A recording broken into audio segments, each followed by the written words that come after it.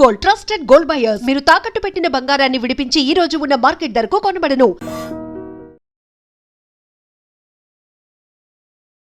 నమస్కారం, welcome to I dream. ధర్మ మార్గం విత్ విజిత కార్యక్రమానికి స్వాగతం.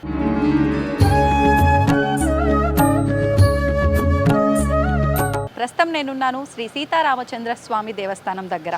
ఈ ఆలయం వచ్చేసి నిజాంపేటలో ఉంది. ఈ ఆలయం నిజంగా ఊరి చివర చాలా విశాలమైన ప్రదేశంలో నిర్మించబడి ఉన్న ఒక ఆలయం. ముఖ్యంగా ఈ ఆలయ విశేషాల గురించి మాట్లాడుకుందాం.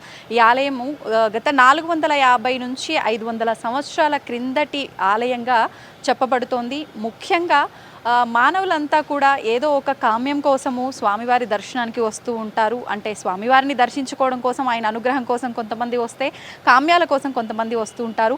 విశేషంగా ఈ ఆలయంలో గర్భాలయంలో శ్రీచక్ర సహితంగా నిర్మించబడి ఉన్న ఆలయం కాబట్టి ఇక్కడ విశేషంగా చాలా భక్తుల యొక్క కోరికలు అతి త్వరలో నెరవేరుతుంటాయి అని చెప్పి భక్తుల విశ్వాసం. మరి ఏంటి, ఈ ఆలయం కొంతకాలం శిథిలావస్థలో కూడా ఉండి మళ్ళీ కొన్ని 13-14 సంవత్సరాల క్రిందట పునర్నిర్మాణం జరిగింది అని చెప్తున్నారు. అసలు ఎందుకు శిథిలావస్థలో ఉంది, ఏంటి, ఈ ఆలయ విశేషాలేంటో లోపలికి వెళ్ళి తెలుసుకునే ప్రయత్నం చేద్దాం. రండి నాతో.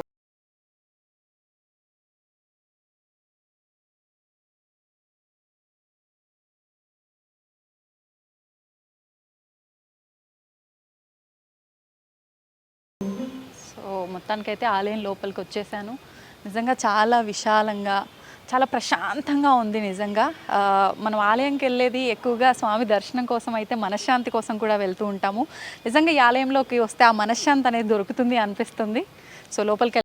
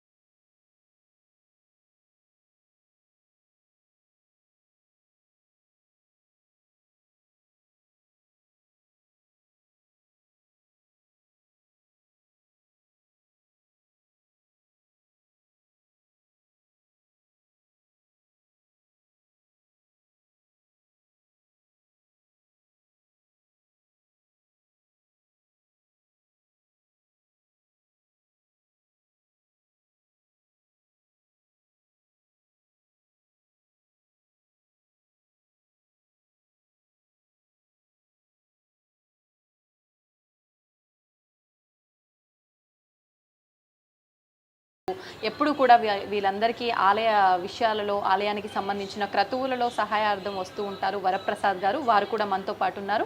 ఇప్పుడు వీరిరువురితో మాట్లాడి ఆలయానికి సంబంధించిన విషయాలన్నీ కూడా కూలంకషంగా తెలుసుకునే ప్రయత్నం చేద్దాం.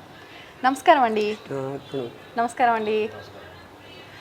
ముందుగా గురుగారితో మాట్లాడదాం.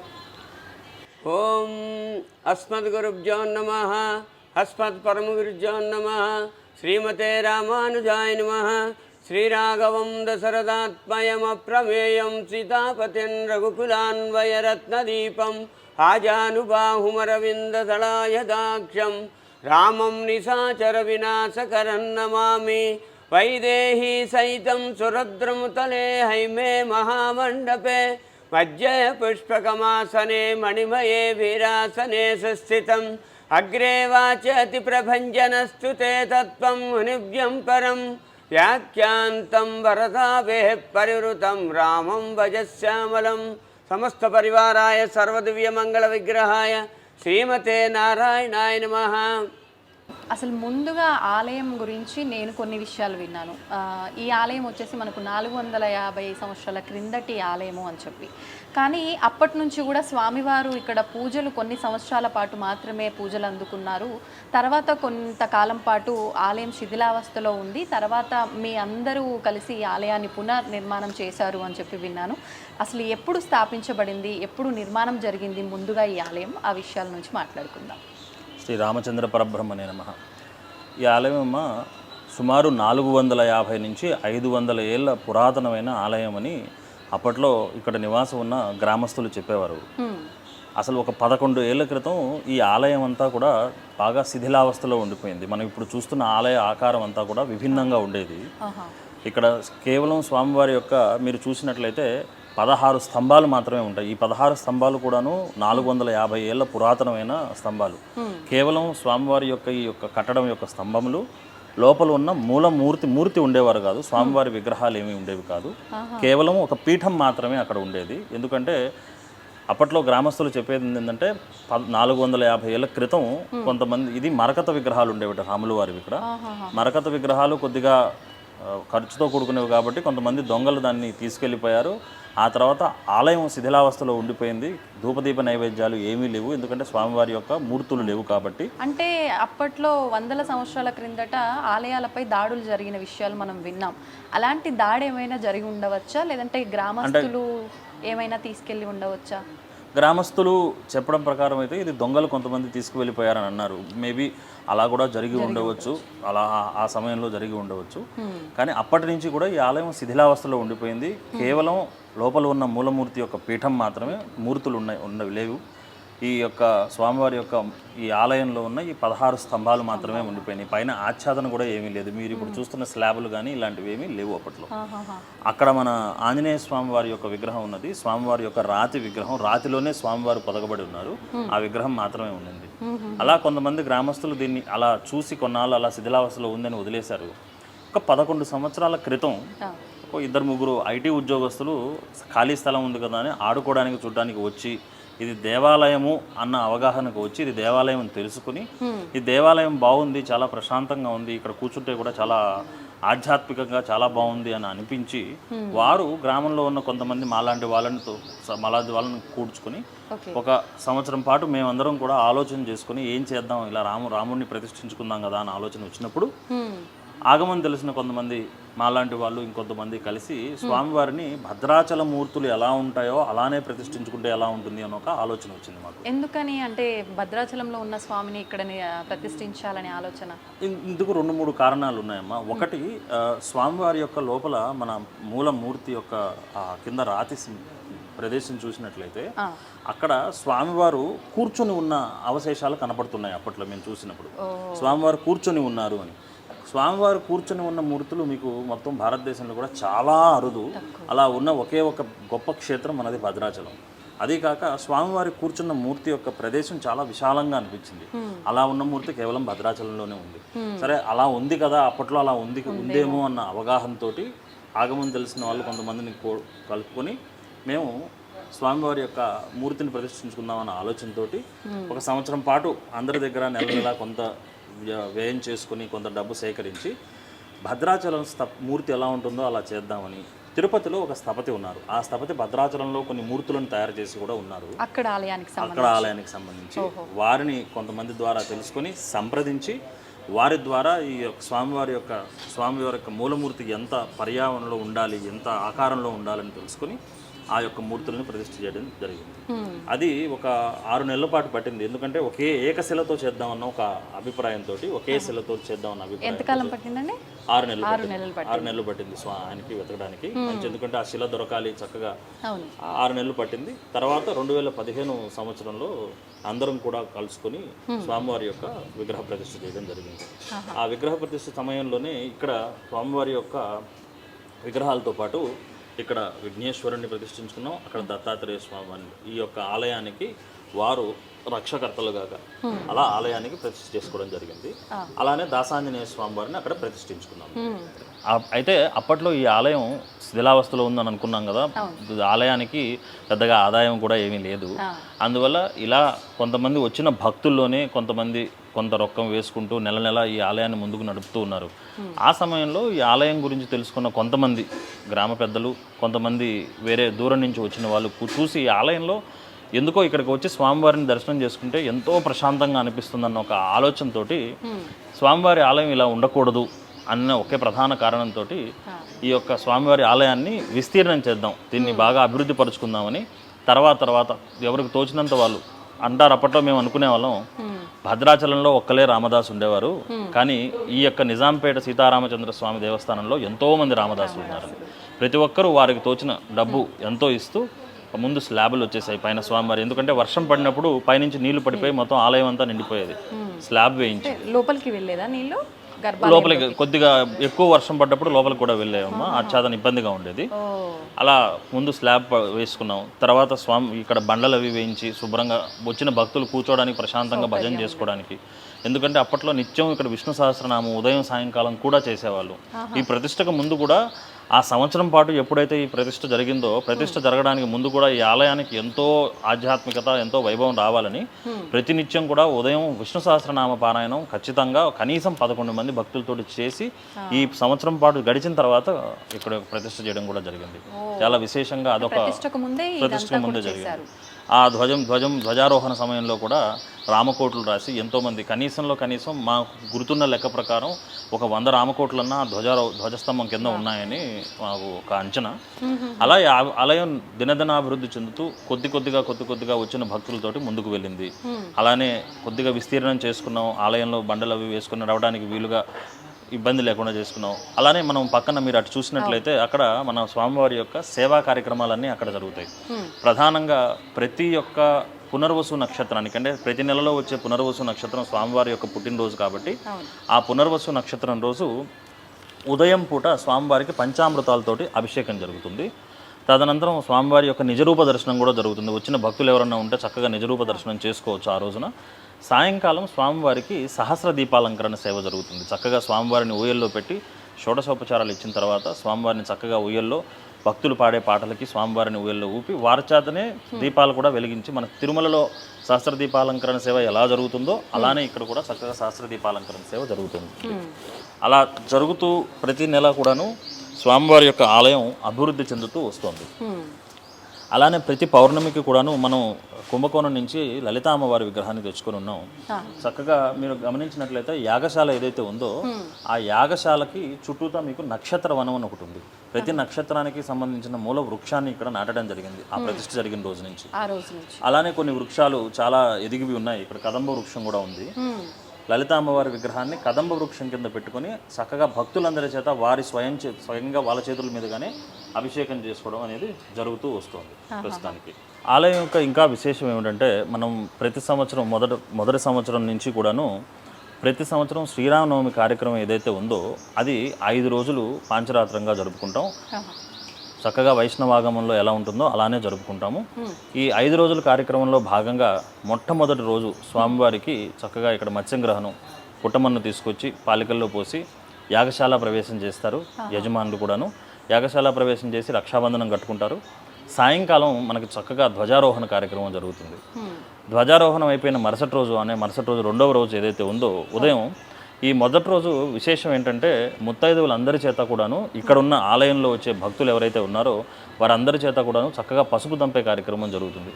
ఈ పసుపు ఏదైతే దంపడం జరుగుతుందో ఇదే పసుపు స్వామివారికి అమ్మవారికి తలంబ్రాల బియ్యం కలపడానికి ఉపయోగించి మొట్టమొదట స్వామివారికి పోసే తలంబ్రాక్షతాలు ఏవైతే ఉన్నాయో అవి ఈ తలంబ్రాలే పోయడం జరుగుతుంది. అంటే స్వయంగా భక్తులు వాళ్ళు దంపిన పసుపు వాళ్ళు కలిపిన తలంబ్రాలే స్వామివారికి మొదట అక్షతారోపణ జరగడం జరుగుతుంది. ఇది ఆలయంలో మొదటి నుంచి మేము అనుకున్న నియమం. ఎందుకంటే ఆలయం భక్తుల వలన భక్తుల చేత నడుస్తున్న ఆలయం కాబట్టి వారికే ముందుగా పెద్దపీట వేయడం జరుగుతుంది. అందులోనూ భద్రాచలం విధానాలు ఆచరిస్తున్నారు కాబట్టి అక్కడ ఇలానే జరుగుతూ ఉంటాయి ఎక్కువగా, కాబట్టి అవే విధానాలు. అలాగే రెండవ రోజు ఏదైతే ఉందో మనకి చక్కగా మనకి ఇక్కడ హవనం జరుగుతుంది. అలానే సాయంకాలం స్వామివారికి విశేషంగా ఎదుర్కోలు కార్యక్రమం జరుగుతుంది. అంటే భద్రాచలంలో మీరు గమనించినట్లయితే అమ్మవారు స్వామివారు చక్కగా ఎదురుగా కూర్చొని వారి యొక్క విశేషాలు ఈ అమ్మవారి యొక్క విశేషాలు చక్కగా చెప్పుకోవడం జరుగుతుంది.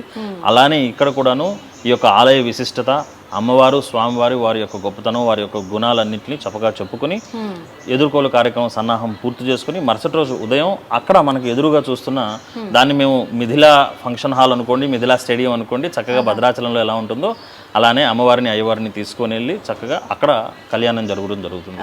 విశేషంగా సంవత్సరం కూడా మనకి భక్తులు రోజుకి ఆలయం గురించి తెలుసుకొని రావడం. మొదటి సంవత్సరం మేము ఇక్కడ చేసుకునే వాళ్ళం కళ్యాణం మొట్టమొదటి సంవత్సరం, తర్వాత సంవత్సరం ఆ మండపంలో చేసుకున్నాం. ఇప్పుడు భక్తులు ఎక్కువైపోయారు, వారికి అందరికీ కూడా కనపడాలి అన్న ఆలోచనతోటి ఆ మండపంలోకి వెళ్ళి చేసుకోవడం లేదండి. ఇది ఒక గత 5-6 ఏళ్ల నుంచి ఉంది, 5-6 సంవత్సరాల పైనుంచి ఉంది.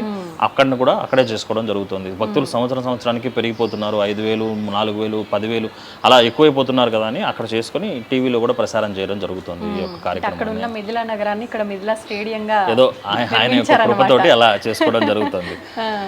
ఆ రోజు సాయంకాలం ఏదైతే ఉందో కళ్యాణం జరిగిన రోజు సాయంకాలం మనకి పునర్వసు నక్షత్రం కాబట్టి స్వామివారికి ఎలా యథాతథంగా స్వామివారు ఊయల్లో ఉంటారు. చక్కగా అందరి చేతను సహస్రదీపాలంకరణ సేవ జరుగుతుంది. సహస్రదీప స్వామివారిని ఊయలలో ఊపడం. మరుసటి రోజు ఏం చేస్తామంటే మనం భద్రాచలంలో ఎలాగైతే పట్టాభిషేక కార్యక్రమం జరుగుతుందో అలానే స్వామివారికి ఇక్కడ కూడా పట్టాభిషేక కార్యక్రమం జరుగుతుంది. చక్కగా ముందుగా పూర్ణాహుతి చేసిన తర్వాత పట్టాభిషేక కార్యక్రమం చేస్తాం.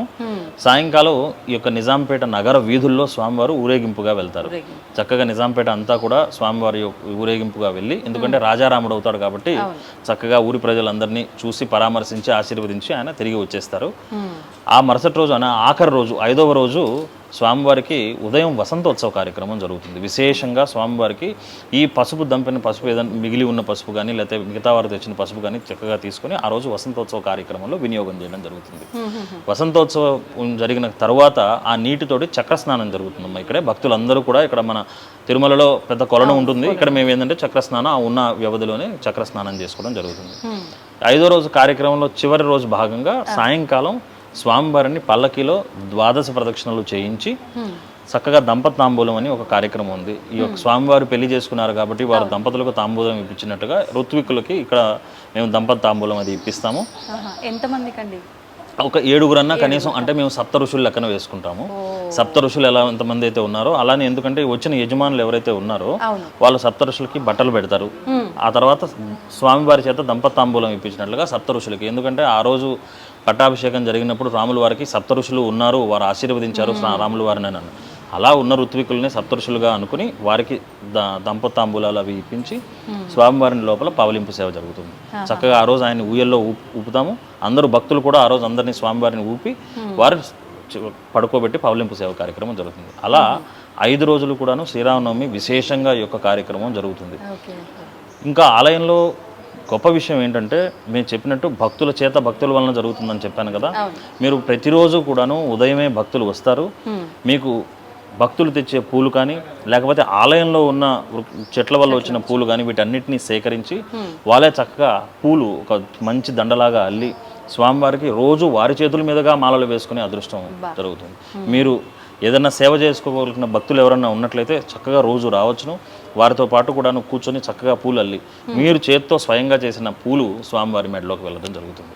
ఎందుకంటే మొత్తం కార్యక్రమాలు అన్నీ కూడాను భక్తుల వల్లనే జరుగుతుంది. ఇక్కడ కార్యక్రమాలు ఈ యొక్క ఆలయం యొక్క విశేషం. ఇప్పుడు గర్భాలయంలో కూడా స్వామివారి పైన కప్పు శ్రీచక్ర ఆకారంలో ఉంది అని చెప్పి అంటుంటే విన్నాము. ఒకసారి ఆ వివరణ కూడా, అంటే పురాతన కట్టడాలకు సంబంధించిన ఆలయాల్లో ఏదో ఒక విశేషం ఉంటుంది. ఈ ఆలయంలో ముఖ్యంగా ఆ శ్రీచక్ర రూపంలో ఉండటం విశేషం అని విన్నాను. దాని గురించి. అవునమ్మా, మీరు అదొక మంచి విషయం కూడాను. ముందుగా ఆలయ ప్రతిష్ఠ జరుగుతున్న సమయంలో మేము ఆలోచించిన విషయం గమనిస్తే, లోపల మీకు స్వామివారి యొక్క మూల మూర్తి కూర్చున్న ఏదైతే పీఠం ఏదైతే ఉందో ఆ పీఠం పైన లోపల పక్క మీకు మేరు ఆకారంలో ఉంటుంది. మీకు ఈ రోజుల్లో ఎక్కడ కట్టడాల్లోనూ మీ ఆ మేరు ఆకారం ఎక్కడా కనపడదు. అందుకే మీరు ఎప్పుడన్నా ఓంకారం కానీ లోపల చేసినట్లయితే, లేక స్వామివారి యొక్క ఏదన్నా ఒక మూలమంత్రం కానీ జపించినట్లయితే మీ యొక్క శబ్ద తరంగాలు ఏవైతే ఉన్నాయో మీకు పైన యొక్క చక్రం ఏదైతే స్థాపించి ఉందో ఆ యొక్క లోపల మేరువు పైన అక్కడ దాకా తరంగాలు వెళ్తాయి. చాలా మీరు వైబ్రేషన్స్ అంటారు, మేము తరంగాలు అంటాము. అవి అలా పైకి వెళ్ళడం జరుగుతుంది. మీరు ఏకాంతంగా ఎప్పుడన్నా ఉన్నప్పుడు అప్పుడు కానీ గమనించినట్లయితే అది చాలా విశేషంగా మీకు ఒక రకమైన ఆధ్యాత్మికతను తీసుకొస్తుంది. అంత చక్కగా ఉంటుంది మేరు ఆకారం. అది అందుకే దాన్ని ఈ ఆలయం పునఃప్రతిష్ఠ జరిగిన తర్వాత కూడాను ఏ కట్టడాన్ని మార్చినా కూడా, అంటే ఈ స్తంభాల పైన అని ఆచ్ఛాదన కోసం స్లాబ్లు వేసినా ఆ యొక్క కట్టడాన్ని మాత్రం మార్చడం చేయలేదు. ఎందుకంటే అది అప్పట్లో ఆ స్థపతులు కానీ వారు కానీ ఎంతో ఆలోచన చేసి ఇది కట్టింది. ఏ ఉద్దేశంతో కట్టారో వారు అంత గొప్పగా కట్టారు కాబట్టి దాన్ని కదిలించకుండా దాని చుట్టూతా దాన్ని భద్రపరచడానికి ఏర్పాటు చేయం తప్ప దాన్ని మాత్రం కదిలించలేదు. గుమ్మం కూడా అంటే ఎటువంటి మార్పులు లేవు. అంటే ఇంత రెనోవేట్ జరిగింది, మార్చాలన్న ఆలోచన ఎందుకు చేయలేదు? అంటే మీరు అన్నట్టు ఇందాక అప్పట్లో ఇది ఒక ఆలోచనతోటి కట్టారు. మీరు గమనించినట్లయితే స్వామివారి లోపలికి వెళ్ళడానికి జయ విజయులు ఇద్దరు బయట కాపలాగా ఉంటారు. అంటే వైకుంఠంలో అది కూడా మీరు భద్రాచల మూర్తులు అనుకున్నాం కదా. భద్రాచలం కేవలం ఆయన రాముడు అనరు, రామనారాయణుడు అంటారు. ఎందుకంటే శంఖము చక్రము కూడా ఉంటాయి ఆయనకి. కానీ ఇక్కడ మూర్తులకు కూడా మనకి శంఖము చక్రము ఉంటాయి. అందువలన మీకు బయట కాపలాగా జయ విజయులు ఇద్దరు కూడా ఉంటారు. వారిద్దరూ ఉన్న మూల రాతిని అలానే ఉంచడం జరిగింది. ఈ ఆలయం పునరుద్ధరణ కార్యక్రమంలో ఆ మూర్తులని కానీ ఆ రాతిని కానీ కదిలించకూడదు అని ఒక నిర్ణయానికి వచ్చాము. ఎందుకంటే అది చాలా విశేషమైంది. 450 ఏళ్ళ పురాతనమైందంటే ఎన్ని పూజలు ఎన్ని జపాలు జరిగి ఉండొచ్చు. కాబట్టి వాటిని కదిలించడం సమంజసం కాదని అది అలానే ఉంచేసాం. అందుకే ఈ యొక్క ఆలయం యొక్క మరొక విశేషం ఏమిటంటే మీరు లోపలికి వెళ్ళాలంటే తల వంచి చక్కగా స్వామివారిని ఆయన యొక్క పాదాలు చూస్తూ వెళ్ళడం జరుగుతుంది. అలానే లోపల గర్భాలయంలోకి ప్రధాన అర్చకులు వెళ్ళేటప్పుడు కూడాను మెడ వంచి లోపలికి వెళ్ళాల్సి వస్తుంది.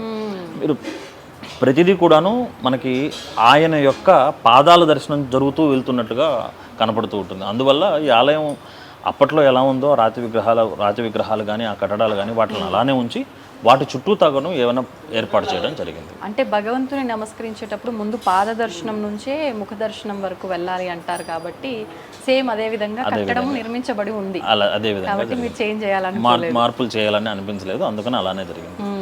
ఆ రోజు నుంచి కూడాను మీరు చెప్పినట్టుగా ప్రతి కార్యక్రమం కూడా పునర్వసు కూడా స్వామివారికి అభిషేకం జరుగుతుంది. అమ్మవారికి పౌర్ణమి రోజు ఇక్కడ చక్కగా కూడాను అభిషేకం జరుగుతుంది. మరియు భక్తులందరూ కూడా వారి సంకల్పం ఏమిటంటే ప్రతి పౌర్ణమి ముందు వచ్చే ఏకాదశి అని మనం శుద్ధ ఏకాదశి అంటాం కదా, ఆ శుద్ధ ఏకాదశికి ఇక్కడ హరే రామ హరే రామ రామ రామ హరే హరే హరే కృష్ణ కృష్ణ కృష్ణ హరే హరే అన్న ఒక మూల మంత్రాన్ని ఒక ఏకాహం అంటే 24 గంటలు కూడాను కంటిన్యూస్గా ఆ యొక్క మొత్తం రోజు మొత్తం కూడా ఎవరో ఒకరు ఉదయం మొదలుపెట్టి మరుసటి రోజు ఉదయం వరకు కూడాను ఆలయంలో కూర్చొని స్వామివారి యొక్క నామస్మరణ చేసి ఆ రోజు స్వామివారికి ప్రసాద నివేదన అయిన తర్వాత వెళ్తారు. ఎందుకని అంటే ఈ విధానం ఎప్పటి నుంచి అసలు ఎందుకు వచ్చింది ఆలోచన? ఇది కొన్ని సంవత్సరాల క్రితం ఒక 5-6 సంవత్సరాలు అనుకోండి, 6-7 సంవత్సరాలు అనుకోండి. స్వామివారికి అంతకుముందు మనం ప్రతిష్ఠ జరుగుతున్నప్పుడు విష్ణు సహస్రనామ పారాయణం చేస్తున్నాం అని చెప్పాను కదా, ఆ యొక్క తరంగాలు ఇలానే ఉండాలి, ఈ యొక్క ఆలయం యొక్క గొప్పతనం అలానే ఉండాలన్న ఆలోచనతోటి అది అలా చేయడం జరిగింది. అలా ఇప్పుడు కొంతమంది భక్తులు ఇక్కడికి వచ్చిన వారు అనుకున్నారు ఇక్కడ నామస్మరణ నిత్యం జరుగుతూ ఉంటే బాగుంటుంది అని. కానీ నిత్యం జరగాలంటే మనకి అంత భక్తుల యొక్క వ్యవస్థ కూడా అంత పెద్దదిగా ఉండాలి.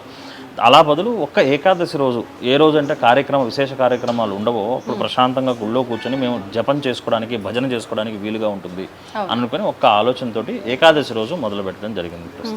ప్రస్తుతానికి ఒక ఏకాదశి జరుగుతోంది. మేబీ భగవంతుడు కృప చేస్తే అదే పరిణామస్మరణ చక్కగా జరుగుతుందేమో అని ఆలోచించాలి. అద్భుతం అండి. అంటే ఇప్పటి వరకు చూస్తే దాదాపు ఈ 13 సంవత్సరాల్లో చాలా డెవలప్మెంట్స్ మనకు కనిపిస్తున్నాయి. ఇక ముందు ఏవైనా మేము ఇది చెయ్యాలనుకుంటున్నాము అనేది ఏదైనా ఉందా ఈ ఆలయ నిర్మాణంలో భాగంగా? చేయదలుచుకుంటే ఆలయంలో ఇంకా చాలా నిర్మాణాలు చేయొచ్చమ్మా. ఎందుకంటే మీకు ఎన్నో కార్యక్రమానికి సంబంధించిన ఎన్నో ఇబ్బందులు ఉంటాయి. ఇప్పుడు కూడా మీరు గర్భాలయంలో చూస్తే కొన్ని ఇబ్బందులు ఉంటాయి. లోపల అభిషేకం చేసినప్పుడు స్వామివారి యొక్క తీర్థం బయటికి వెళ్ళే మార్గం ఇబ్బందిగా ఉంటుంది. లేకపోతే మనకి ఆచ్ఛాదన మండపంలో కానీ కొంత హోమశాల దగ్గర కొన్ని పరిక్రమలు చేయడంలో ఇబ్బంది ఉంటుంది.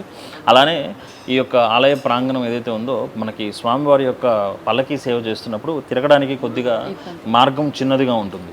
ఎందుకంటే మనకున్న వ్యవధిలో తిప్పుకోవాలి. దాన్ని కొన్ని మార్పులు చేయడానికి కొంత ఉంది.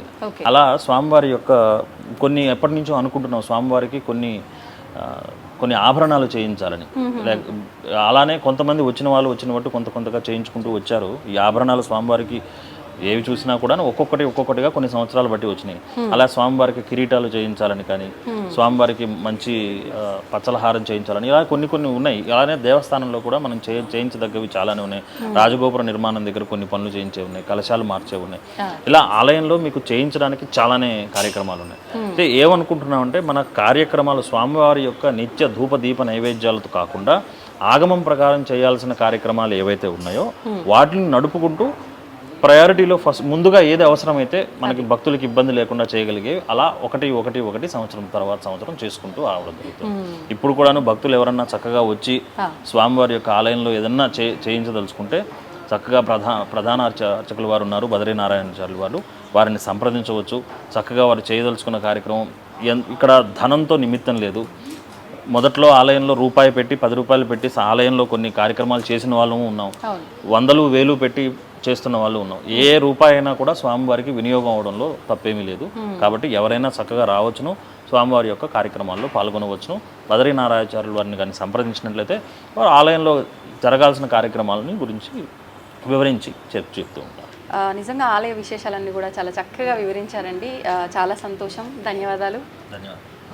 మిగిలిన విషయాలు మనం బద్రీ నారాయణ గారితో మాట్లాడి తెలుసుకునే ప్రయత్నం చేద్దాం. ముందుగా స్వామివారి హారతి, స్వామివారి దర్శనం చేసుకుందాం. పద.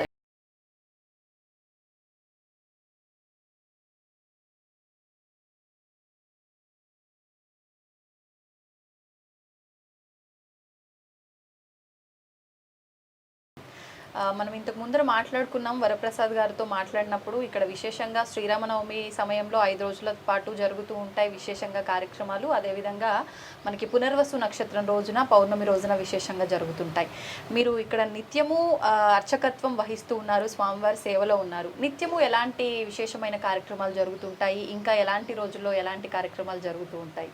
అంటే అమ్మ నిత్యం కూడా ఉదయం 7:30 దగ్గర నుంచి అర్చన, స్వామివారి యొక్క అష్టోత్తరం అర్చన విధానం రోజు నిత్య పూజ ఉంటుంది. అలాగే శ్రావణ మాసంలో వచ్చేటువంటి కృష్ణాష్టమికి స్వామివారి కృష్ణుడి యొక్క విగ్రహాన్ని పెట్టి అష్టోత్తర పూజలు చేసి ఆ రోజు చక్కగా నవనీతం, కాయం అవన్నీ కూడా 11 రకాలు ప్రసాదాలతోటి స్వామివారికి నివేదన జరుగుతుంది. ఆ రోజు సాయంత్రం స్వామివారి పల్లకీ సేవలో ఎదురుగుండా ఉండేటువంటి బహిరంగంగా ఉన్న మన ఇది ఆ స్థలంలో ఉట్టి ఏర్పాటు కూడా చేసి ఆ రోజున పిల్లలు కృష్ణుడి వేషం, గోపికా వేషాలు వేసుకుని సాయంత్రం 7 గంటలకి ఉట్టి ఉత్సవం కూడా ఉంటుంది. అలాగే వినాయక చవితికి 9 రోజులు కూడా భాద్రపద మాసంలో వచ్చేటువంటి చవితి 9 రోజులు ఇక్కడ స్వామివారి యొక్క విగ్రహాన్ని పెడతారు. అర్చనా విధానం జరుగుతుంది. ఆఖరి రోజున నిమజ్జనం. మనకి రామకుంట అని ఉంది అక్కడ మనకి ఇప్పుడు పార్కు, అది స్వామివారికే చెందింది. అది రామకుంట అని అనేవారు పూర్వం. అదల్లా ఇప్పుడు పార్కు కింద తయారు చేశారు. అందులో బ్రహ్మోత్సవాలు గతంలో జరిగినప్పుడు అందులో చేసేవారు వసంతోత్సవం అవన్నీ కూడా. తర్వాత ఇక్కడే ఏర్పాటు చేస్తున్నాము. అలాగే నవరాత్రులు, ఆశ్వీజ మాసంలో వచ్చేటువంటి దేవీ నవరాత్రులు 9 రోజులు కూడా అమ్మవారికి ఉదయం సాయంత్రం కూడా కుంకుమార్చన పూజలు ఉంటాయి. మహిళా మండలి వాళ్ళందరూ కూడా వచ్చి ఆ పూజా కార్యక్రమం చేసుకుంటారు. అలాగే ప్రతి ఉత్సవాలు జరిగేటువంటివి కూడా ఈ యొక్క ఆలయంలో యథాశక్తిగా తప్పనిసరిగా ఉత్సవాలు జరుగుతూ ఉంటాయి. అలాగే కార్తీక మాసంలో నిత్యం అది సాయంత్రం పూట అందరూ కూడా దీపాలు పెట్టేస్తారు. ఆకాశ దీపం రోజు ఉంటుంది నెల్లాళ్ళు. అర్చన, కార్తీక పురాణం కూడా ఉంటుంది. ఏ రోజు జరిగేటువంటి కార్యక్రమం అది కూడా జరుగుతాయి. అలాగే ధనుర్మాసం గోదాదేవి విగ్రహ ప్రతిష్ఠ ఇక్కడ చేసి రోజు కూడా తిరుప్పావు తెల్లవారుజాము 4 గంటల నుండి ఉదయం సూర్యోదయం అయ్యేసరికల్లా అయిపోవాలి. అలాగే 15 రోజులు తర్వాత మళ్ళీ సూర్యోదయం అయిన తర్వాత తిరుప్పావు అనే పాసురాలు ప్రతిరోజు భక్తులు వస్తారు, ఓ 25-30 మంది దాకాను. అలాగే 14 భోగి రోజున కళ్యాణం జరుగుతుంది. గోదారంగనాథ స్వామి కళ్యాణం చాలా బాగా జరుగుతుంది. 100 మంది వస్తారు. ఆ కళ్యాణంలో కనుక వివాహం కాని స్త్రీలు కానీ పురుషులు కానీ సంతానం లేని వాళ్ళు కూడా ఆ కళ్యాణం చేయించుకుంటే తప్పనిసరిగా సంతానం కలుగుతుంది, తర్వాత వివాహం అయింది అనేటువంటి ప్రతీతి ఆ భక్తుల్లో ఉంది. కనుక మీరు చెప్తేనే కదా మాకు తెలుస్తుంది. ఆ యొక్క మహిమ స్వామివారికి అందరూ కూడా చెప్తారు. తర్వాత ప్రత్యేకించి ఏంటంటే ఇక్కడ ప్రశాంతమైనటువంటి వాతావరణం ఎక్కడా కూడా ఉండదు అని భక్తుల యొక్క ప్రగాఢ నమ్మకము. అది మటుకు వాస్తవం. ప్రశాంతంగా ఇక్కడ కూర్చుంటే ఒక రకమైన స్వామిని చూస్తూ ఉంటే ఎక్కడికో వెళ్ళిపోతుంది మనస్సు. అసలు ఏంటి అన్నది కూడా అనిపించేటువంటి అనుభూతి చాలామంది మనకి ఇక్కడ తెలియచేస్తూ ఉంటారమ్మా. ఇది కార్యక్రమ వివరాలు. అంటే విశేషంగా ఒక్కొక్క ఆలయానికి ఒక్కొక్క విశేషం ఉంటుంది. ముఖ్యంగా భక్తుల కోరికల మేరకు స్వామి ఈ ఆలయంలో ఈ రకంగా ప్రతిష్ఠించబడి ఇక్కడ ఉన్నారు అని చెప్పి, ఈ ఆలయంలో ముఖ్యంగా మీరు ఎలాగో చెప్పారు ఇందాక సంతానము, వివాహం అని, ఇంకా ఎటువంటి కామ్యాలతో ఎక్కువగా వస్తుంటారు? కొన్ని మిరాకిల్స్ జరుగుతుంటాయి, మాకు ఇక్కడికి వచ్చిన తర్వాత వెంటనే ఈ కోరిక నెరవేరింది, అట్లా ఏదైనా విషయం? చాలా మంది వస్తారు. తర్వాత ప్రత్యేకత ఏంటంటే ఆంజనేయ స్వామి ఆకు పూజ చేయించుకోవటం వల్ల ఇప్పుడు తల్లిదండ్రుల దగ్గర పిల్లలు ఎంత ఉద్యోగాలు చేసినా తల్లిదండ్రుల యొక్క భయం అనేది గౌరవం అనేది భయం అని కాదు, అది ఒక గౌరవం. అలాగే ఈ స్వామి ఎదురుగుండా ఆంజనేయ స్వామి ఉంటాడు. ఇక్కడ ప్రత్యేకత భద్రాచలమైన భద్రాద్రి రాముడు వామాంక స్థితిలో ఉన్నటువంటి రామచంద్రమూర్తి అంటే తొడ మీద అమ్మవారు ఉంటారు. అది ఎక్కడైనా సరే అదొకటి, ఆవిడ ఎక్కడ అలా ఉన్న గుడి అది భద్రాచలమే, ఇక వేరేది ఉండదు. కోదండరాముడు, పట్టాభిరాముడు, భద్రాద్రి రాముడు, రామచంద్రమూర్తి 3 అవతారాల్లో మనకి ఉద్భవిస్తారు. అలాగే ఈయన భద్రాద్రి రాముడు, భద్రాద్రి రాముడిలా ఉన్నాడు కాదు, ఆయన భద్రాద్రి రాముడే అంచేతని అపసవ్యంగా ఉంటాడు ఈయన. అంటే శంకు చక్రాలు అవి అపసవ్యంగా ఉంటాయి. ఎందుకంటే భద్రుడు అనేటువంటి భక్తుడి యొక్క కోరిక మీదకు ఆ స్వామి అవతారాన్ని ఇలాగా ఎత్తుతాడనమాట. అంచేతని శంకు చక్రం కుడివైపు ఉంటుంది, శంకు ఎడంవైపు ఉంటుంది. కానీ ఇక్కడ చక్రం కుడివైపు, శంకు కుడివైపు ఉంటుంది, చక్రం అమ్మవారిని అలా వదలకుండా కూర్చుంటాడు ఆయన. అందువల్ల అపసవ్యంలో ఉంటాడు రామచంద్రమూర్తి. అంటే గజేంద్ర మోక్షంలో కృష్ణ పరమాత్మ చూడండి పాచికలాడితే ఎలా వస్తాడో ఆ ముసలి ఏనుగును పట్టుకుంటుంది. అంచేతని ఆతత్రాణ పరాయణ అంటే ఆయన మనస్ఫూర్తిగా స్వామిని మనం వేడుకుంటే ఆయన ఎలా ఉన్నాడు అని కూడా, ఏ స్థితిలో ఉన్నాడని కూడా చూడకుండా భక్తుల యొక్క కోరిక నెరవేర్చడానికి ఏ స్థితిలో ఉన్నా మన దగ్గరికి వస్తాడు అనేటువంటి భావన. మనం చదివేటువంటి గ్రంథాలు రామాయణ మహాభారతాలు ఇవన్నీ కూడా వాస్తవాలే కదా, అవి మనం దాన్ని వేరే మాట్లాడటానికి కుదరదు కదా. జరిగినవి త్రేతాయుగం, ద్రౌపదయుగం, కలియుగం ఇవన్నీ జరిగినవే కదా. మళ్ళీ మామూలుగా అంచేతన ఏంటంటే ఆంజనేయ స్వామి పూజ చేయించుకోవటం వల్ల ఉద్యోగం లేనివాడు కానీ, ఉద్యోగం కోసం తిరిగేవాడు కానీ ఇక్కడ పూజ చేసుకుని 11 వారాలు ప్రదక్షిణాలు చేస్తే ఖచ్చితంగా వచ్చిన వాళ్ళు ఉన్నారు. అది నేను బల్లగుద్ది చెప్పగలను. ఎన్ని ప్రదక్షిణలు? 11. అంటే నువ్వు మంగళవారం, శనివారం, ప్రతి మంగళవారం, శనివారం ఉదయం 8:30కి కొన్ని వారాల పాటు చేయాలా? ఫస్ట్ పూజ ఫస్ట్ చేయించుకుని మీరు ఏ వారం అయితే చేయించుకున్నారో ఆ వారం 11 వారాలు అలా తిరిగి స్వామివారికి వడమాల, అప్పాల మాల ఇవన్నీ ఎవరి శక్తానుసారంగా ఎవరి కోరిక మేరకు వాళ్ళు వేయించుకుంటారు. అయితే ప్రధానంగా ఆయన ఎందుకు అలా చేస్తాడు అంటే స్వామి ఎదురుగుండా ఉన్నాడు కనుక ఆయన ఏమంటాడో నేను ఈ పని చేయకపోతే భయంతో చేతని స్వామివారి మీద ఉన్నటువంటి అభిమానం అవనివ్వండి, భయం అవనివ్వండి, గౌరవం అవనివ్వండి, ఏ రకంగా అయినా భక్తుడు నన్ను ఆశ్రయించాడు, నాకు ఇవాళ స్వామిని తానుబాగు పూజ చేయించుకున్నాను, నువ్వు నాకు ఈ కోరిక నెరవేర్చు అని ఈయన దగ్గర పూజ చేయించుకుంటే తప్పనిసరిగా నెరవేరుతుంది. 1, 2 కర్మ పరిపక్వం అయితే కానీ భక్తుడు ఇక్కడికి రాలేదు. అది మటుకు వాస్తవం. ఎందుకంటే చాలామంది ఇక్కడ రాములవారి గుడి ఉందని చాలామందికి తెలియదు. యూట్యూబ్లో చూస్తారు, వాడు అంతవరకే చూపిస్తుంది కానీ లోపలికి చూపించదు. వాడు అలా వచ్చి వెళ్ళిపోయిన రోజులు ఉన్నాయి. అన్నీ తెలుసుకుని వచ్చిన తర్వాత గుడి వేసేయటము, లేకపోతే ఆ రోజు స్వామి దర్శనం. ప్రధానంగా అమ్మ ఇది వాస్తవం, మీకు అబద్ధం మాకు నిజం. ఎందుకంటే ఆ స్వామి దర్శనం ఇవ్వాలన్నప్పుడే వాళ్ళకి ఇస్తాడు. అది మటుకు నగ్న సత్యం, వాస్తవం. అలా చాలామంది ఎక్కడి నుంచో వచ్చి అయ్యా ఏడ్చిన వాళ్ళు కూడా ఉన్నారు ఇక్కడ. ఎందుకని అంటే దర్శనం లేదు, మేము ఎన్నోసార్లు వచ్చాము, మేము ఎంతో దూరం నుంచి వచ్చాము కానీ స్వామి మాకు అనుగ్రహించలేదని చాలా ఎందుకు ఏడుస్తారో నాకు తెలియదు. ఎందుకంటే ఒక వచ్చి ఏడ్చేటప్పుడు ఆ తర్వాత కానీ వాళ్ళు చెప్పరు స్వామి వాళ్ళ దర్శనం అయింది, ఇంత అందమైన వాడా రామచంద్రమూర్తి అనేటువంటి భావన వాళ్ళకి కలుగుతుంది. అది ప్రత్యేకమైనటువంటి విశేషమమ్మా ఇక్కడ. ఇది దీని యొక్క ప్రధాన కార్యక్రమాలు ఇలా జరుగుతాయి. మీరు ఆలయ పునర్నిర్మాణం జరిగిన ఈ 11 సంవత్సరాల నుంచి ఒక 10 సంవత్సరాలు మా బాబు ఉన్నాడు. ఫస్ట్ ప్రతిష్ఠ అయిన తర్వాత వాడు కొన్ని అనివార్య కారణాల వల్ల చనిపోయాడు. అదే హార్ట్ అటాక్ వచ్చి ఆ తర్వాత వీళ్ళందరూ కూడా వచ్చి ఈ సభ్యులు 24 మంది సభ్యులు వీళ్ళు వచ్చి స్వామి మరి బాబుని ఎలాగా తీసుకురాలేము, చేతను మీరు దీన్ని మళ్ళీ నిర్వర్తించండి అని చెప్పి వీళ్ళందరి కోరిక మీదకు మేము మళ్ళీ ఆలయంలో ఉన్నాము. నిత్యం కూడా రోజు ఒక్కొక్క రకమైన ప్రసాదం చెయ్యాలి. ఆదివారం దద్దోజనం స్వామివారికి చల్లగా ఉండటానికి, శనివారం మంగళవారం పులిహార వడమాల, తర్వాత శుక్రవారం పాయసం చక్కెర పొంగలి, సోమవారం కట్టు పొంగలి, అలాగా ప్రతిరోజు ఒక్కొక్క ప్రసాదం ఉంటుంది.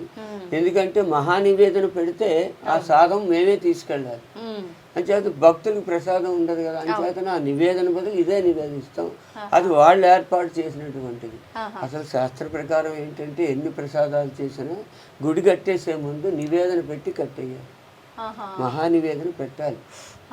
అయితే ఇప్పుడు ఇందాక ఆ ప్రసాద్ గారు చెప్పినట్టు కొన్ని సందర్భాల్లో దీనికి ఆదాయం లేక అప్పుడున్న పరిస్థితుల్లో తొందరపడి వీళ్ళు ఇప్పుడు ఇవన్నీ మీరన్న 25 మంది సభ్యులు ఇచ్చేవా లేదంటే భక్తులు? లేదండి, భక్తుల సహకారమే, ప్రతిదీ భక్తుల సహకారమే. వాళ్ళు ఏంటంటే ఉన్నారు నెంబర్లు అంతే, ఇంకా అది మనం లోతుగా వెళ్ళకూడదు. అంచేదంటే ప్రతి వాళ్ళు భక్తులు సహకారం ఒకటి. రెండోది నేను అంటే ఇది గొప్ప విషయం కాదు, ఆయన యొక్క అనుగ్రహంతో నేను ఏదైనా చెప్పాను అంటే వాళ్ళు తప్పనిసరిగా జరుగుతుంది.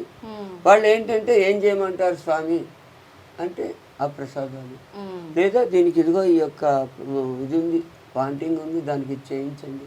ఇప్పుడు చుట్టూ ప్రాకారానికి కొంచెం మనం అందరం వెళ్ళిపోయిన తర్వాత పిల్లలు దూకటం, కొన్ని కుక్కలని ఇవన్నీ కానీ ఇది ఎత్తు అవటంలో ఇది భూమి ఎత్తు చేశారు. ఇదివరకు చాలా పల్లంగా ఉండేది, మట్టి దోమలు గడ్డి ఇవన్నీ కూడా. ఇప్పుడు ఎప్పుడైతే ఎత్తు చేసేసరికి గోడల కిందకి వచ్చాయి. దానికి కొంచెం ఫినిషింగ్ చేసి ఆ కొలంలో కొంచెం కలవ పూలు అవన్నీ కొన్ని జలచరాలు ఉంటాయి కదా, తాబేళ్ళు చేపలు, అవి కూడా వేస్తే అవి కూడా వాళ్ళ మధ్యాహ్నం పిల్లలు ఇక్కడే పక్కనే స్కూలు, గవర్నమెంట్ స్కూల్, వాళ్ళు రావటం వాటిని తీసుకెళ్ళిపోవటం అలా జరుగుతుంది. సరే, దానికి కూడా ఒక్కొక్కటి జరుగుతున్నాయండి కార్యక్రమాలు. ఇదమ్మ దీని యొక్క ప్రాముఖ్యత. ఆయన యొక్క ఇప్పుడు నిత్యము స్వామివారి సేవలో ఉంటారు, పొద్దున సాయంత్రము కూడా స్వామివారి సేవ చేసుకుంటూ, ఎవరు లేకపోయినా మీరు స్వామివారి అయితే ఖచ్చితంగా ఉంటారు. ఏమైనా అద్భుతమైన వండర్స్ ఏమైనా జరిగాయి? అలాంటి నాకేం జరగలేదు. అంటే నేను పూర్తిగా ఆయన సేవలో ఉంటాను. ఇక ఏదంటే ఏది కావాలో ఆయన చూసుకుంటాడు. ఇంకా నాకు జరిగేది మాట్లాడుతుంటారా స్వామితో? నేను అనుకుంటాను తప్పనిసరిగా తలుపుంటే కానీ ఈ యొక్క జీవితాన్ని సక్రమంగా పోని, అదొక్కటే మాకు కావాల్సింది. జరిగేదన్నీ ఆయన మనం అడిగినా జరపడు, అడగకపోయినా జరపడు. ఆయన ఇవ్వాల్సింది తప్పకుండా ఇస్తాడు. ఇక మనం ఎందుకు కోరుకోవాలి? మనం ఏంటంటే ఎవరి మీద ఆధారపడకుండా సక్రమంగా జీవితం వెళ్ళిపోవాలి. అదొక్కటే తలుపు తీసిన తర్వాత అనుకుంటాను, నేను నా భార్య అంతే. అందుచేతని అది ఒకటి మనం అనుకోవటం తప్పు లేదు. కానీ ప్రారంధ కర్మ గత జన్మలో చేసినటువంటిది కర్మ తప్పకుండా అనుభవించటానికే మానవ జన్మ. మానవ జన్మే కాదు, జలచరాలు ప్రతి ఈ సృష్టిలో ఏ జీవి ఉన్నా కర్మ కోసమే మళ్ళీ జన్మ ఎత్తుతాయి. అయితే ఒకటి అన్నిట్లకంటే ఉత్కృష్టమైనటువంటి జన్మ ఏదంటే మానవ జన్మ. ఆ మానవ జన్మ ఎందుకు మనం ఉత్కృష్టం అంటున్నాం అంటే అన్నీ కూడా మనకి తెలుస్తాయి. తెలిసినప్పుడు దాన్ని ఆచరణలో పెట్టుకుంటే వచ్చే జన్మ అంటూ లేకుండా జన్మ అనేది ఉంది. నేను ఏదో ఇవాళ ₹1,00,00,000 వెంకటేశ్వర స్వామికి వేశానంటే వాడు ఎందుకు వేశాడంటే ఏదో పాపం చేశాడు కనుక వేశాడు, ఉత్తనే వేయడు కదా. అందువల్ల ఏంటంటే ఆ జన్మ కొద్దీ పరిపక్వం అవటం కోసం ఈ జన్మలో మనకు జ్ఞానం ఇచ్చాడు. దాన్ని మనం సక్రమంగా నువ్వు ఎవ్వరికీ ఉపకారం చేయకపోయినా అపకారం చేయకు, అంతే. ఉపకారం చేయకపోయినా అపకారం చేయకు, చాలు నీ జీవితం. అవకాశం ఉన్నంతసేపు చక్కగా భగవన్నామని ఏదో టైంలో అనుకోండి, పిల్లలకి నేర్పండి. మన హిందూ యొక్క ధర్మాన్ని మనం నేర్చుకోవాలి. ఎందుకంటే ఇప్పుడున్న పరిస్థితుల్లో చాలా వ్యక్తంగా ఉంది, దేశకాలమాన పరిస్థితి బాగోలేదు. చేతని మనం ఆ హిందూ మతంలో పుట్టి మనం దాన్ని అభివృద్ధి చేయకుండా ఇప్పుడు ఏముందమ్మా, ఇప్పుడు చెప్తున్నాను, పిల్లలు ఉన్నారు, ఒక గుడి లేదు, గోపురం లేదు, ఎంతసేపు అంకులు ఆంటీ తప్ప ఒక వరుస లేదు, ఏమి మామయ్య లేడు, అన్నయ్య లేడు, తమ్ముడు లేడు, అమ్మ లేదు, అక్క ఏమీ లేవు వరుసవాయి. ఎందుకు మొన్న ఎవడో మా మనవడు ఉన్నాడు, వాడు ఎవడో అడుక్కునేవాడు, తాతగారు అంకులు వచ్చాడు అన్నాడు, అంకులు ఎవడో అని చూస్తే వాడు అడుక్కునేవాడు. చేతని మనకి ఏంటంటే మన భాష మనం నేర్పాలి. ప్రధానంగా మనం ఏ భాషలో ఏ దేశంలో పుట్టామో ఆ భాష. ఇప్పుడు ఇతరత్ర దేశాలు చూడండి, వాళ్ళ భాషను మించి వేరే భాష. కానీ మనం చదువుకోవాలి. ఎంతవరకు అంటే బతకడం కోసం మనం చదవాలి.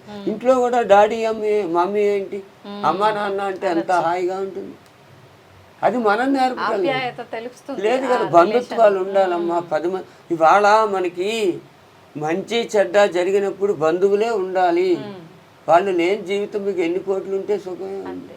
ఆప్యాయత లేనిది బంగారం పెట్టినా సుఖమే ఉంది. అంచేతన ఆప్యాయత అనేది మనం పెంచుకోవాలి. మనం వాళ్ళకి తెలియకపోయినా మనం చెప్పాలి, ఒరే వెళ్ళండిరా. కనీసం ఏదైనా మంచి పుణ్యమైనటువంటి రోజుల్లో కార్యక్రమాలు జరిగేటప్పుడు కూడా ఒక్కడు రాకపోతే నేను అదే చెప్తాను.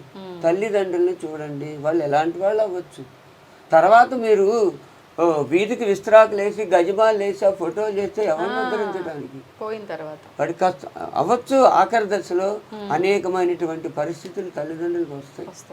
ఎవరి వల్ల మనం ఇంత పెద్దవాళ్ళం అయ్యాం, ఎవరు కష్టపడితే ఈ స్థితికి వచ్చాము, అది మనసులో పెట్టు. అది నేను ఎవరికైనా పిల్లలు పెద్దలు అదే చెప్తాను. కానీ ఒకటమ్మా, ప్రతి వాళ్ళు కూడా ఈ దేవాలయానికి రామచంద్రమూర్తి ఏమో కానీ మీ గురించి వస్తామని చాలామంది. అది మట్టుకు అది కూడా వాస్తవం. మీరు బయట అడిగితే చెప్తారు. అదమ్మా ఇక్కడ చరిత్ర. మనం కూడా ఎందుకంటే పెద్దవాళ్ళం అవుతున్నాం కనుక వాళ్ళు ఇవాళ చెప్పగా తినగా వేపాకు తీయగా ఉంటుంది. చెప్పగా అది మంచైనా చెడ్డైనా తలకి ఎక్కుతుంది. అందువల్ల ఏంటంటే మనం మంచి ఇప్పుడు 10 మంది స్నేహితుల్లో ఒక్కడు మంచివాడు ఉంటే వాడు చెడ్డవాడు అయిపోతాడు. అదే చెడ్డవాళ్ళు ఒకడు 10 మంది 9 మంచివాళ్ళు చెడ్డవాడు ఒకడు ఉంటే వాడు మంచివాడు. దీనికి ఇది హాస్యాస్పదం కాదు, అబద్ధం కాదు, వాస్తవం. అంచేత నీ ప్రపంచం ఇలా తయారవుతుంది కనుక మన వరకు దేశాన్ని మనం ఉద్ధరించలేము, గ్రామాన్ని ఉద్ధరించలేము, కానీ మన యొక్క కుటుంబాన్ని మనం ఉద్ధరించుకుంటే వాడు పుణ్యాత్ముడు. జై శ్రీరామ్. చాలా సంతోషం అండి. నిజంగా ఆలయ విశిష్టతో పాటు ఇప్పుడు ప్రస్తుత సమాజంలో ఎటువంటి విలువలు కోల్పోతున్నారో ఆ విలువలకు సంబంధించిన విషయాలు కూడా చాలా అద్భుతంగా వివరించారు. ధన్యవాదాలు. జై శ్రీరామ్. జై శ్రీరామ్ అమ్మ. ఇచ్చేద్దాం ఇక్కడనే. స్వస్తి ప్రియాబ్జ పరిపాలయంతం న్యాయేన మార్గేణ మహిం మయీష గోబ్రాహ్మణేజ్య శుభమస్తు నిత్యం లోకా సమస్తా సుఖినో భవంతు. కాయేన వాచా మనసేంద్రియైర్వా బుద్ధ్యాత్మనా వా ప్రకృతే స్వభావాత్ కరోమి యజ్జత్ సకలం పరస్మై నారాయణాయేతి సమర్పయామి. శ్రీమన్నారాయణాయేతి సమర్పయామి. సర్వం శ్రీకృష్ణార్పణమస్తు. సర్వం శ్రీ సీతాలక్ష్మణానుమ సమేత సీతారామచంద్రస్వామి అర్పణమస్తు. స్వస్తి. జై శ్రీరామ్. జై శ్రీరామ్. సో ఇవండి ఈ ఆలయం యొక్క విశేషాలు. విన్నారు కదా, అర్చకుల మాటల్లో మీరు అన్ని కూడా విషయాలు వినే ఉంటారు. ఆలయాన్ని అంతటినీ కూడా మీరు చూసే ఉంటారు. ముఖ్యంగా రాగానే నాకు అనిపించింది నిజంగా ఎంత విశాలమైన వాతావరణంలో ఎంత చక్కగా ఉన్నాడు రామయ్య. నిజంగా గురుగారు చెప్పినట్టు ఆయన అనుగ్రహం లేనిదే ఇక్కడ వరకు వచ్చి ఉండే వాళ్ళం కాదు మేము కూడా. నిజంగా చూడండి స్వామి ఎంత చక్కగా నవ్వుతూ మనం చూస్తున్నాడు, మనము వచ్చాము అన్న విషయం ఆయన గమనించి ఆయన చూపు మన పైన ఉంది అనే భావన ఆయనను చూడగానే మనందరికి కూడా కలుగుతోంది. ఆయన అనుగ్రహం కూడా మీ అందరిపైన ఉండాలని ఆశిస్తూ నమస్కారం. భజే విశేష సుందరం సమస్త పాప ఖండనం స్వభక్త చిత్తరంజనం సదైవ రామమద్వయం. భజే విశేష సుందరం సమస్త పాప ఖండనం స్వభక్త చిత్తరంజనం సదైవ రామమద్వయం. జటాకలాప శోభితం సమస్త పాపనాశకం స్వభక్త భీతి భంజనం భజేహ రామమద్వయం. నిజస్వరూప బోధకం కృపాకరం భవాపహం సమశివం నిరంజనం భజేహ రామమద్వయం. అసత్ప్రపంచ కల్పితం జనామరూప వాస్తవం నిరాకృతిం నిరామయం భజేహ రామమద్వయం. నిష్ప్రపంచ నిర్వికల్మ నిర్మలం నిరామయం చిదేకరూప సంతతం భజేహ రామమద్వయం. భవాబ్దిపాత రూపకం అశేష దేహ కల్పితం గుణాకరం కృపాకరం భజేహ రామమద్వయం. మహావాక్య బోధకై విరాజమాన వాక్పదై పరబ్రహ్మ వ్యాపకం భజేహ రామమద్వయం. శివప్రదం సుఖప్రదం భవచ్చిదం భ్రమాపహం విరాజమాన దైశికం భజేహ రామమద్వయం. భజేహ రామమద్వయం. రామాష్టకం ప్రతయ సుఖకరం సుపుణ్యం వ్యాసేన భాషితమిదం శృణే మనుష్యః విద్యాం శ్రియం విపుల సౌఖ్యమనంత కీర్తిం సంప్రాప్య దేహ నిలయే లభతే మోక్షం. ఇది శ్రీ భగవాన్ వ్యాస విరచితం రామాష్టకం సంపూర్ణం.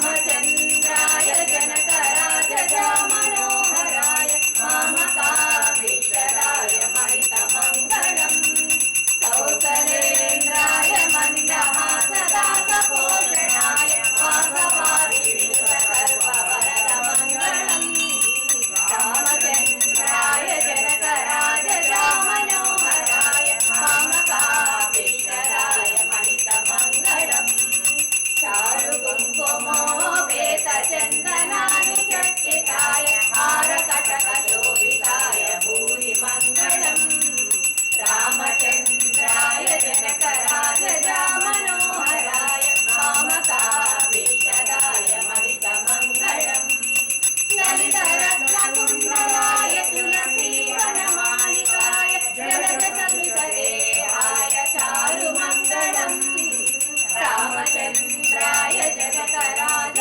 మనోహరాయ మామకాభీష్టదాయ మహిత మంగళం దేవకీ పుత్రాయ దేవదేవోత్తమాయ భావజాత గురువరాయ భవ్య మంగళం రామచంద్రాయ జనకరాజ మనోహరాయ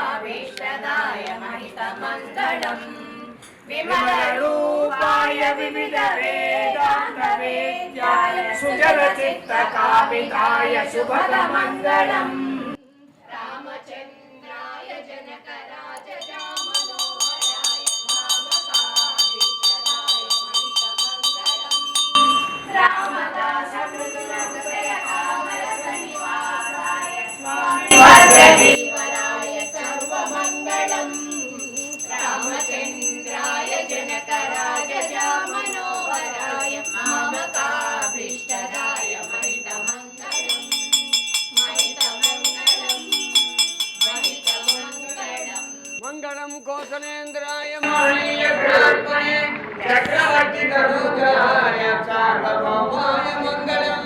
శ్రీ సీతాలక్ష్మణానుమత సమేత సీతారామచంద్ర స్వామికి శ్రీ సీతాలక్ష్మణానుమత సమేత సీతారామచంద్ర స్వామికి శ్రీ సీతాలక్ష్మణానుమత సమేత సీతారామచంద్ర స్వామికి జై శ్రీరామ్ జై శ్రీరామ్ జై శ్రీరామ్ జై శ్రీరామ్ జై శ్రీరామ్ జై శ్రీరామ్. శ్రీరామ రక్ష శ్రీరామ రక్ష శ్రీరామ రక్ష. జై శ్రీరామచంద్ర స్వామిని అన్న